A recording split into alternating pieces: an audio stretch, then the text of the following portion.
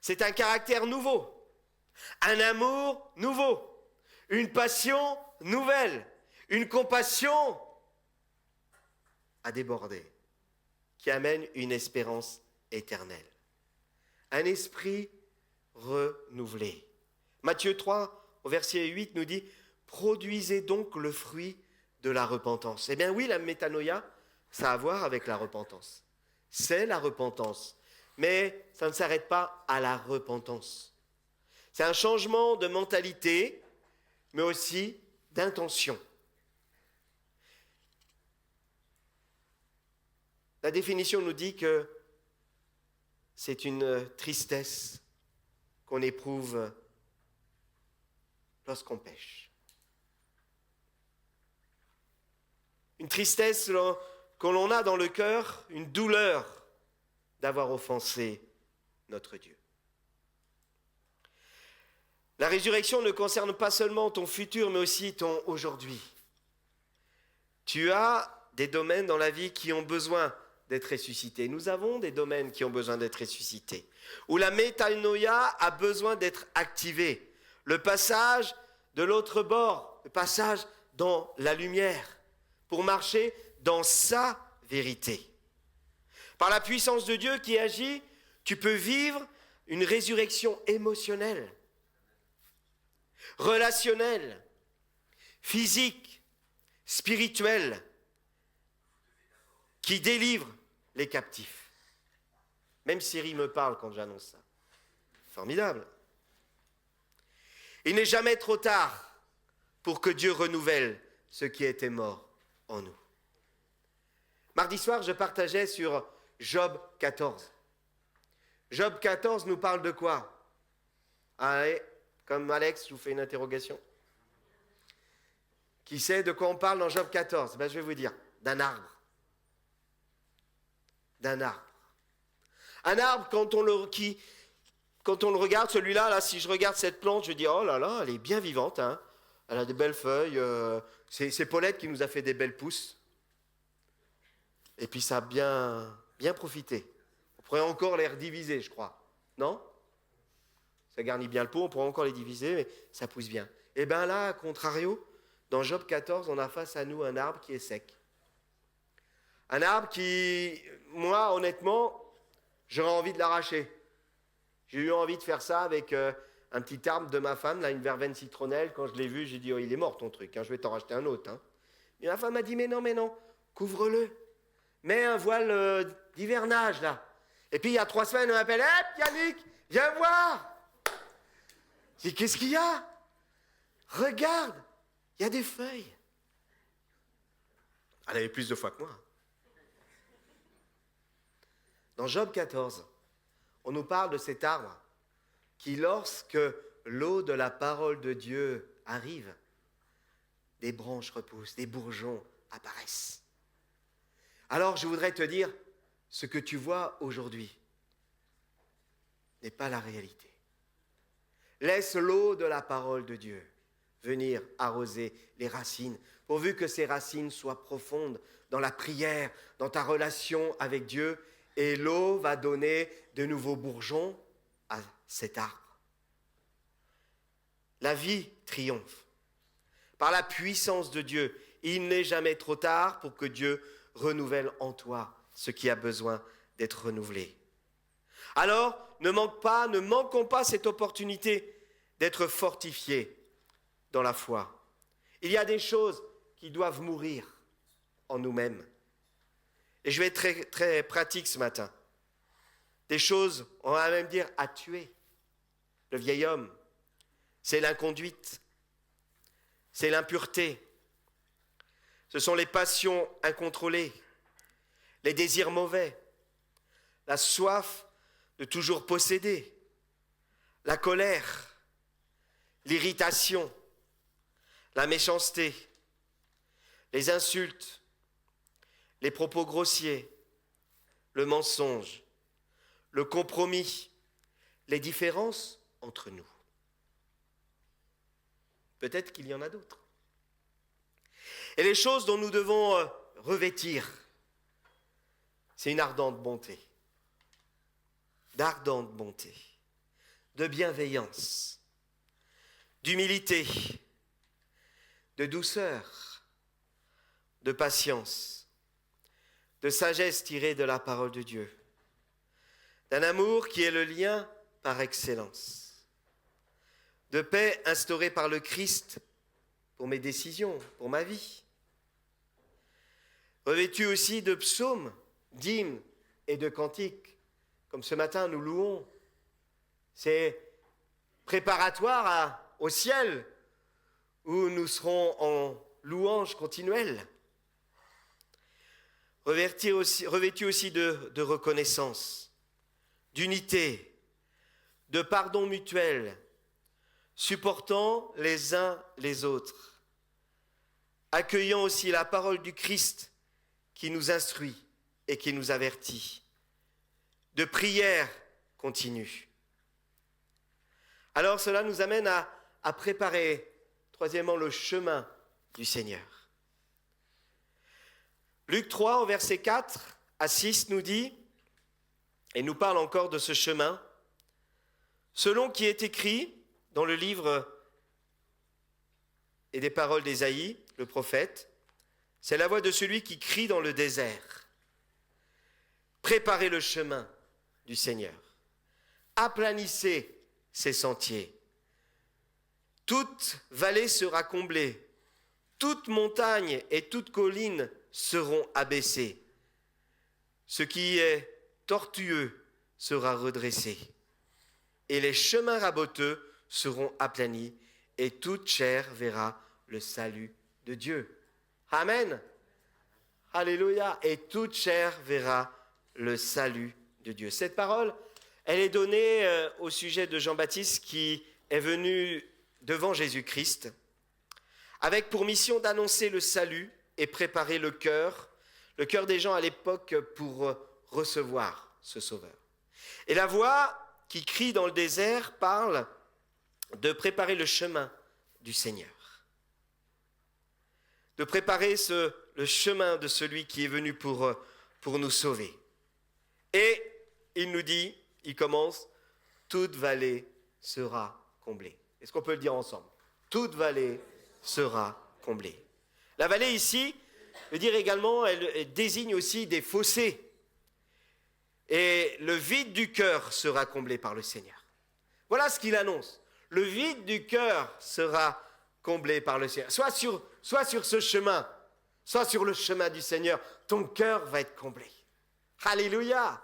Quelle grâce! Les pensées basses doivent être abandonnées.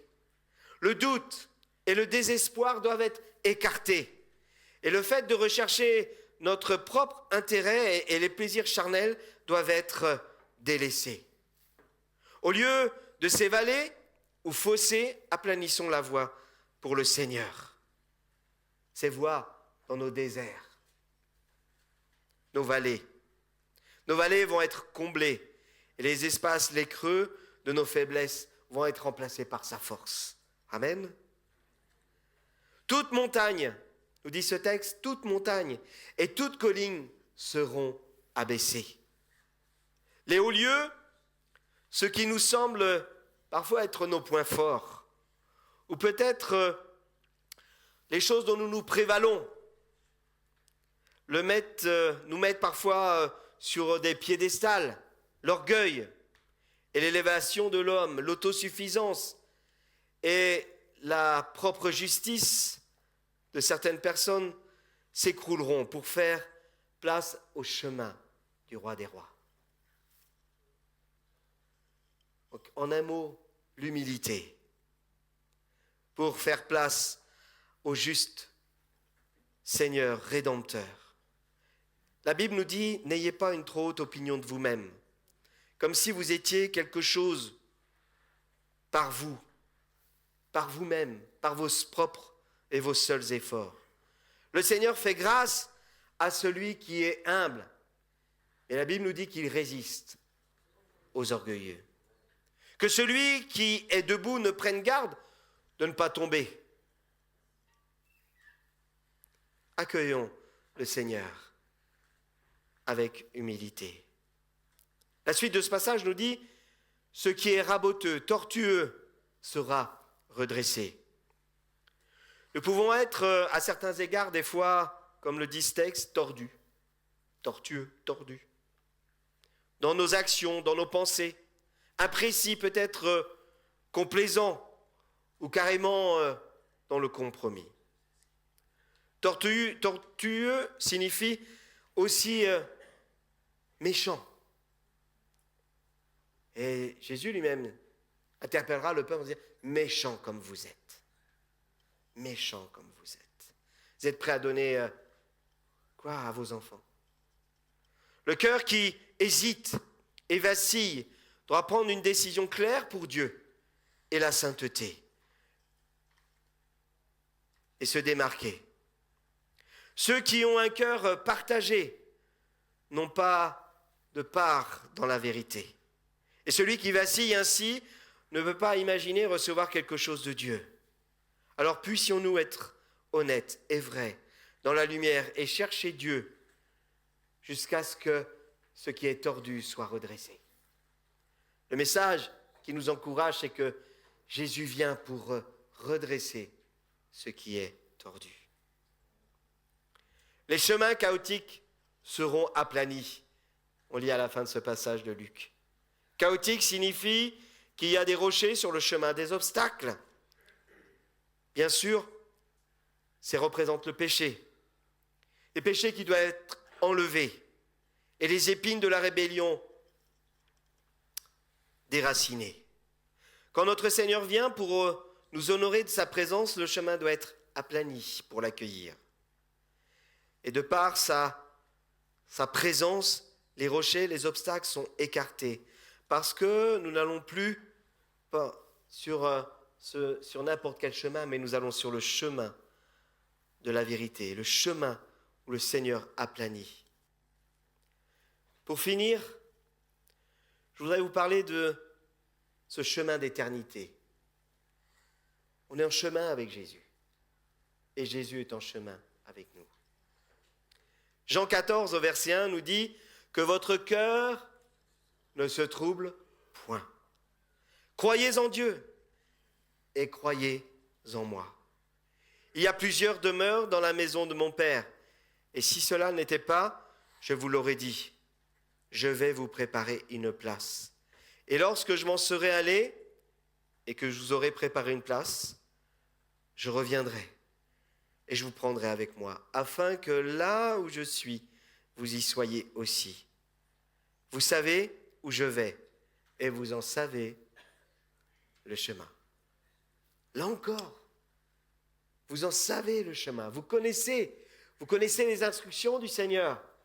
Le chemin pour aller jusqu'à l'éternité, c'est un chemin de sainteté, un chemin de droiture où le compromis n'a pas sa place, un chemin de vérité. Alors présentons-nous au Seigneur sur ce chemin préparé par sa grâce, où il peut avancer, demeurer avec nous. Je suis allé vous préparer une place. Alléluia. Rendez-vous compte, le Seigneur, dans ces temps où nous sommes dans des temps de la grâce, il nous prépare une place. Il te prépare une place pour que là où il est, nous y soyons aussi. Ça vaut le coup pour chacun de nous d'examiner nos cœurs et nous dire où est-ce que j'en suis, sur quel chemin suis-je? Est-ce que je suis sur ce bon chemin? Qu'est-ce qui a encore besoin d'être enlevé? Et le Seigneur te dit, fais-moi confiance, abandonne-toi à moi et j'aplanirai tes sentiers. Marche dans la droiture, ne sois pas dans le compromis. Alors, puissions-nous nous aussi répercuter ce cri, comme Jean-Baptiste, pour qu'au sein de notre génération, la voix du Seigneur retentisse. Il criait dans le désert. Moi, ça m'interpellait. Qui est déjà allé dans un désert? Il y a quelques-uns. Vous imaginez crier dans un désert? Crier après qui? Après quoi? Pourquoi? Dans un désert, à part crier, il fait chaud. J'ai soif. Dans le désert, il prêche l'évangile. Il met les hommes et les femmes sur les chemins. Mais cela nous image tellement qu'aujourd'hui, même au milieu de tout le monde, des hommes et des femmes sont tout seuls. Ils sont perdus dans un désarroi immense, dans un désert, une solitude, désemparés, accaparés par le péché, par des choix qui leur pèsent encore aujourd'hui. Mais la voix du Seigneur retentit. Et nous, parfois, nous avons l'impression de prêcher dans ce désert. Et pourtant, la voix du Seigneur produit son fruit en sa saison. Jean-Baptiste parlait clairement et sans équivoque, et cela produisait la repentance.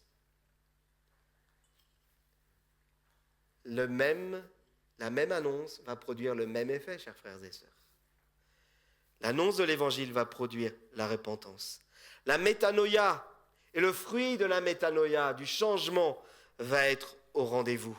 Une puissante transformation. Alors il y a urgence. Et ce matin, en vous annonçant le chemin de Jésus, je voudrais vous dire aussi qu'il y a une urgence. L'urgence, c'est face à tous ces événements mondiaux par lesquels nous traversons et nous ne pouvons pas faire comme s'ils n'existaient pas. Mais cela amène des confirmations pour le peuple de Dieu. Des confirmations qui viennent de la parole de Dieu. À tenir ferme, à être cette épouse, cette église qui tient ferme, qui cherche le Seigneur, qui prie, qui jeûne et qui cherche à marcher humblement avec son Dieu. Qui s'écarte du péché, qui annonce la vérité et la repentance sera au rendez-vous. Les métanoïas vont être au rendez-vous. Les chrétiens ont une urgence à se tenir ferme, à s'humilier dans la présence de Dieu. Si mon peuple sur qui est invoqué mon nom s'humilie, prie et cherche ma face, alors je l'exaucerai des cieux, dit 2 Chroniques 14. Non seulement être en paix, mais aussi vivre la bénédiction et le réveil que Dieu met dans nos cœurs, au milieu du chaos. Au milieu du chaos, il te dit, ne crains pas, peu importe le nom du désert, même dans le désert, je vais t'ouvrir un chemin. Le chemin de la gloire de mon Fils bien-aimé. Alors, on va terminer ce temps en chantant ce chant qui dit Maranatha. Maranatha, viens, Seigneur, viens. Alors viens, Valérie. Maranatha, viens, Seigneur, viens. Et nous tendons les mains vers toi. J'aimerais que lorsque nous chantons ce chant, ce soit une prière que nous faisons monter au Seigneur. Allons à la maison du Seigneur. Mettons-nous en chemin, chers frères et sœurs. Que chaque jour, nous examinions nos cœurs face à la vérité que le Seigneur est venu nous enseigner. Il nous donne des paroles d'espérance. D'où me viendra le secours? Les psaumes nous disent ça. D'où me viendra le secours? Et ensemble, l'Église répond, vient de l'Éternel. Amen. Dans mon désert, le secours me vient de l'Éternel. Lorsque je suis encore empêtré avec telle ou telle problématique du péché, mais crie au Seigneur et il va t'en délivrer. Amen. Qu'est-ce que Jésus est venu prêcher? Même aux religieux, il est venu leur dire, mais qu'avez-vous fait de ma parole? Vous en avez fait un commerce. La colère de Dieu dans le temple, il dit, mais vous en avez fait une maison de voleurs. Revenez à moi, vous tous qui êtes égarés. Revenez à moi. Je lève les yeux vers les montagnes, d'où me viendra le secours? Le secours me vient de Dieu, qui a fait la terre et les cieux. Maranatha, viens, Seigneur, viens. Seigneur Jésus, nous tendons les mains vers toi. Viens, Seigneur, viens. Et là où tu es, prends-nous avec toi. Alors je suis dans la joie. Je suis dans la joie, on le dit ensemble. Je suis quand on me dit « Allons à la maison du Seigneur ». Car nos peines sont finies. Alléluia. Au grand jour de l'Éternel. Au grand jour de l'Éternel. Quand je suis sur le chemin de Jésus, je jouis du grand jour de l'Éternel.